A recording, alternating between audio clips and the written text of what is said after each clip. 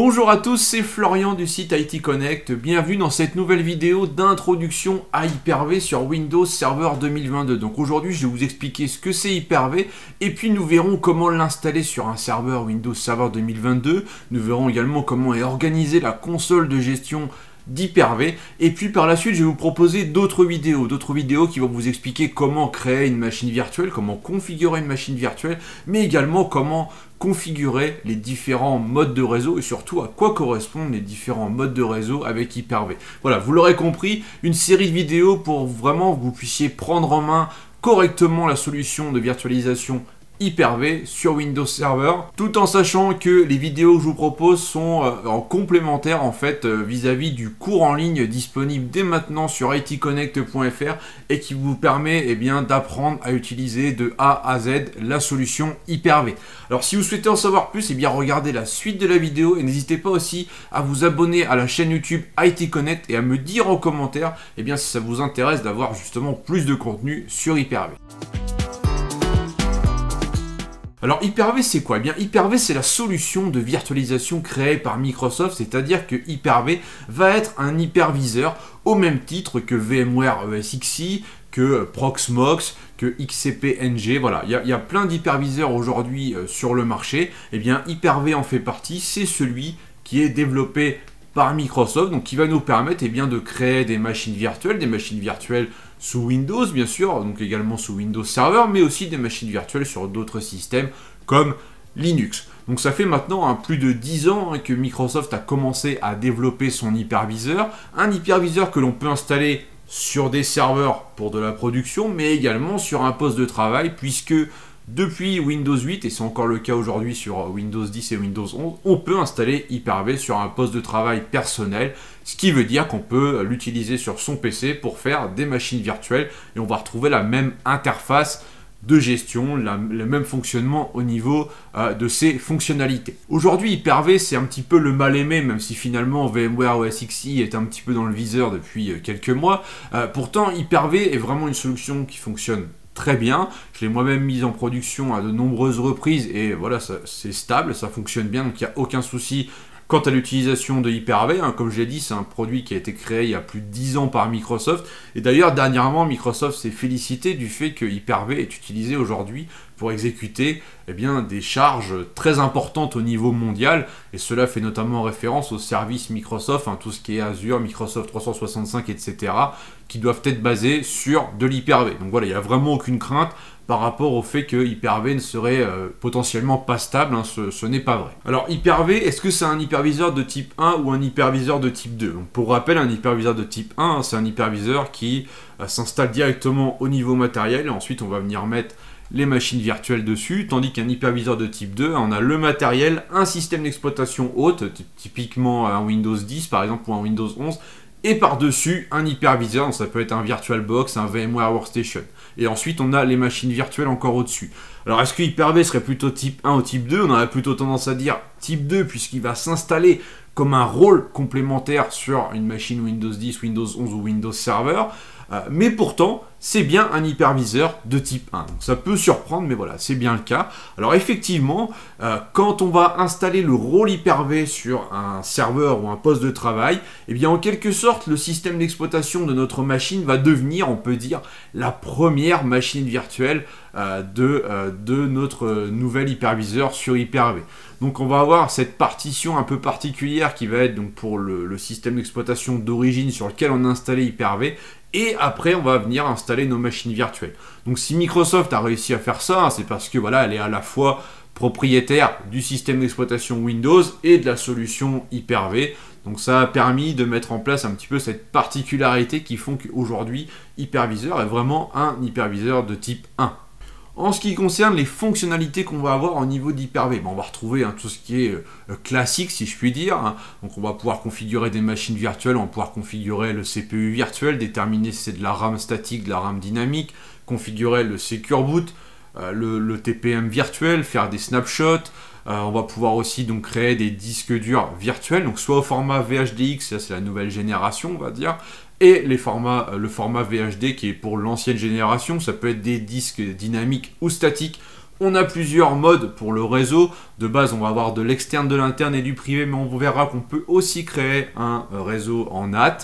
Puis on va avoir des fonctions intéressantes aussi pour l'entreprise, comme la migration à chaud, la migration du stockage, de l'import-export, la possibilité de mettre Hyper-V en cluster, etc. Voilà, donc tout ça aussi nous donne un petit peu notre ligne directrice, hein, on va dire, pour les prochaines vidéos, puisqu'on pourra explorer ces différentes fonctionnalités au sein de vidéos dédiées, ce qui vous permettra bien d'apprendre à utiliser Hyper-V de manière progressive.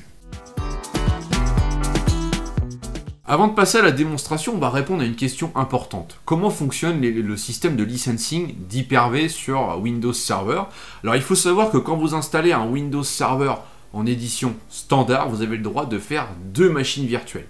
Si vous installez un Windows Server Data Center, vous pouvez faire un nombre illimité de machines virtuelles, donc il y a vraiment une différence entre ces 2 éditions de Windows Server. Après, il faut savoir que si vous avez un Windows Server standard, vous pouvez quand même faire 4, 6, 8 ou 7 ou 9 machines virtuelles. Il faut savoir qu'il n'y aura pas de restrictions techniques au niveau du système d'exploitation. Par contre, il faut se mettre en règle vis-à-vis du contrat de licence de Microsoft. Alors, qu'est-ce que ça veut dire se mettre en règle vis-à-vis du contrat de licence de Microsoft? Bien, en fait, il va falloir racheter des licences supplémentaires. Admettons que vous avez un serveur avec 2 processeurs, ça représente au total 16 cœurs, eh bien vous allez acheter une licence, voilà, Windows Server standard pour couvrir les 16 cœurs, de toute façon c'est le minimum.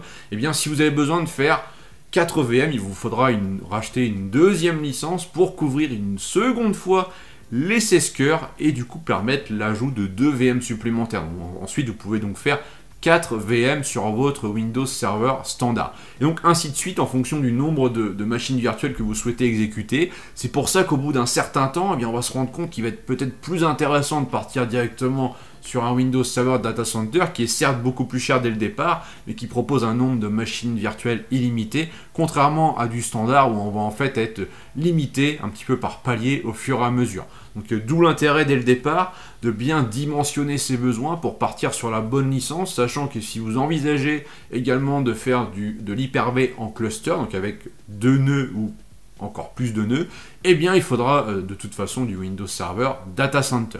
Donc voilà pour la petite précision concernant les licences. Maintenant nous allons voir bien, comment installer Hyper-V sur Windows Server 2022. Je me suis connecté sur un serveur sous Windows Server 2022 qui est fraîchement installé. On voit que c'est un serveur qui est en groupe de travail, donc il n'est pas intégré à un domaine Active Directory. Hyper-V peut fonctionner de manière totalement autonome, soit dans un domaine ou sans domaine Active Directory. On pourra revenir sur ce point par la suite. Donc l'installation va se faire soit en PowerShell ou soit avec le gestionnaire de serveur. On pourrait aussi utiliser Windows Admin Center. Donc on va suivre l'assistant classique d'installation d'un rôle. Ce qu'il faut savoir, c'est que là je suis sur Windows Server 2022, mais sur les autres versions, en gros c'est pareil. On aura peut-être des petites différences esthétiques, on va dire, mais la logique reste la même. Donc là je vais venir simplement cocher le rôle Hyper-V. Je vais bien inclure les outils de gestion pour avoir la console gestionnaire Hyper-V, mais également le module Hyper-V qui va nous permettre d'avoir des commandes PowerShell pour Hyper-V justement. Donc on va ensuite ajouter les fonctionnalités. On va patienter le temps qui nous libère le bouton suivant qui est ici, voilà. On continue jusqu'à la fin. Donc là on arrive dans une sous-partie, on va dire, de configuration d'Hyper-V. Donc on va faire suivant. Donc là en fait l'assistant nous propose de créer déjà un commutateur virtuel et de l'associer à la carte réseau donc, qui est actuellement activée et détectée sur la machine. Donc en l'occurrence c'est sur un PC de lab donc avec une carte Wi-Fi. Donc là on va pas créer de réseau de commutateur virtuel. En fait on va le faire après. Je vous expliquerai après dans une autre vidéo tous les modes de réseau, etc. Donc pour l'instant on ne va pas cocher de carte réseau ici. On va simplement faire suivant. Là on nous parle de la fonctionnalité de migration, hein, donc migration dynamique qui permet de prendre une VM, de l'envoyer vers un autre serveur Hyper-V. C'est pareil, pour l'instant on ne va pas activer cette fonctionnalité puisque on n'a qu'un seul serveur Hyper-V. Donc il faudra au moins en avoir 2 pour avoir besoin de cette fonctionnalité, tout en sachant que tous les paramètres qu'on définit maintenant, on pourra les modifier par la suite. Donc ensuite on va faire suivant. Là on nous demande eh bien, à quel endroit souhaitez-vous stocker par défaut les machines virtuelles, mais on peut définir un emplacement pour les fichiers de disque dur virtuel et un emplacement pour les fichiers de configuration des ordinateurs virtuels. On voit que par défaut, tout va être stocké à cet endroit-là. Donc en fait, on va stocker ça par défaut sur le même volume que le système d'exploitation, ce qui n'est pas forcément l'idéal. Donc ici, moi, ce que je vais faire, c'est stocker par défaut les disques de machine virtuelle dans le volume V, Hyper-V Virtual Hard Disk, et les fichiers de configuration des ordinateurs dans V2.Hyper-V. On verra ça, justement, j'approfondirai cette notion-là lors de la création de notre première machine virtuelle. Ensuite, on va faire suivant, voilà. Et on clique sur installer, et là il suffit tout simplement de patienter pendant l'installation d'Hyper-V. Voilà, l'installation est terminée, on me précise bien qu'il faut redémarrer le serveur pour finaliser l'installation, donc on va faire tout simplement fermer ici, et on va venir redémarrer le serveur. Voilà, le serveur a redémarré, donc je vais maintenant avoir ici dans le menu démarrer, une nouvelle console qui s'appelle le gestionnaire Hyper-V, que je vais pouvoir épingler au menu démarrer. Donc le gestionnaire Hyper-V qui va nous permettre de gérer notre serveur Hyper-V local, donc que ce soit la partie réseau, la partie stockage, les machines virtuelles, etc. La configuration d'Hyper-V en lui-même, c'est vraiment ici que tout va se jouer. Alors on va regarder un petit peu, on va aller dans la partie service ici, je voudrais quand même vous montrer le service qui est critique et qui est lié directement au bon fonctionnement de Hyper-V. Donc c'est le service qui va s'appeler gestion d'ordinateur virtuel Hyper-V. Voilà, donc on va pouvoir cliquer dessus, le VMMS ici. Donc si ce service-là est arrêté, planté ou ce que vous voulez, eh bien les machines virtuelles ne fonctionneront plus sur votre Hyper-V. Donc c'est vraiment un service critique qui est directement lié au bon fonctionnement d'Hyper-V, donc que vous pouvez notamment bien intégrer dans votre supervision pour surveiller son statut. Donc voilà, donc maintenant pour finir cette vidéo, eh bien, nous n'allons pas créer de machine virtuelle, ça c'est pour la prochaine étape. Par contre je vais quand même vous présenter le gestionnaire Hyper-V en tant que tel. Donc le gestionnaire Hyper-V ici sur la gauche, il va nous lister différents serveurs Hyper-V, puisque dans une même console, on va pouvoir ici faire se connecter au serveur et du coup ajouter une multitude de serveurs Hyper-V. Ici on n'en a qu'un qui est le serveur local, et quand on sélectionne un serveur, eh bien sur la partie centrale, vous allez avoir différentes informations, notamment la liste des ordinateurs virtuels, donc des VM présentes sur cet Hyper-V avec leur statut. Les points de contrôle, bien en fait, ce sont les snapshots pour chaque VM. Donc en fait, la partie point de contrôle et la partie détail va s'adapter en fonction de la VM qui sera sélectionnée ici. Donc on aura les points de contrôle de la VM, le détail sur la VM, notamment sa version, son nom, etc. Et sur la droite, ce sont les actions qui vont dépendre de ce qu'on sélectionne. On a des actions spécifiques pour l'Hyper-V, des actions spécifiques pour les VM en fonction de ce qu'on va sélectionner.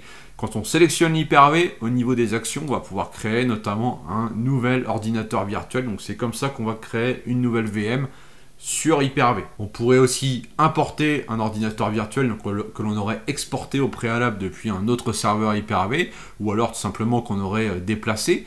Les paramètres Hyper-V, eh bien pour toute la configuration relative à l'hyperviseur Hyper-V en tant que tel, on retrouve bien les deux chemins que l'on a définis ici pendant l'installation tout à l'heure.